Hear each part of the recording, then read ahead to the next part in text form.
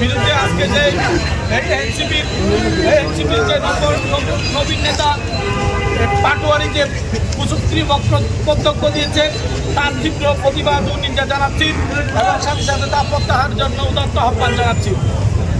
সম্মানিত সংগ্রামী ভাই বোনেরা, আপনারা জানেন সালাউদ্দিন ভাই এমন একটা মানুষ যে মানুষকে শুধু কক্সবাজারের মানুষ ভালোবাসে তা নয়, সারা বাংলাদেশের আপামর জনসাধারণের মনের মধ্যে কথাবার্তায় আচার আচরণ শীলতার মধ্য দিয়ে মানুষের মন জয় করে আমাদের কক্সবাজার মানুষের মুখ উজ্জ্বল করেছেন। সেই সালাউদ্দিন ভাইকে নিয়ে কোনো অকৃতিকর ভাষায় কথা বলবেন আমরা মেনে নেব না।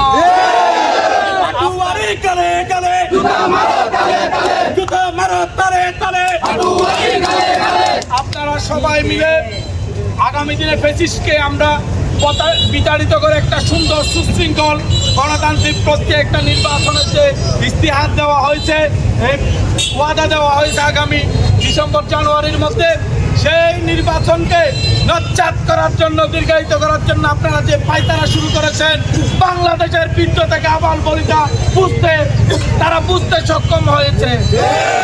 আজকে টেকনাফ থেকে জানিয়ে দিতে চাই,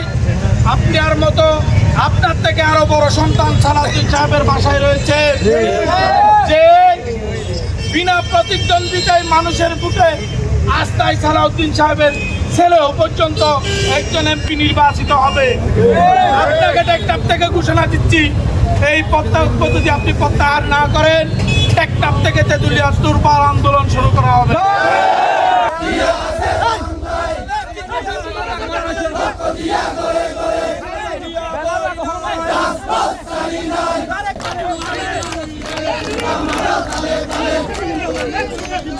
আমরা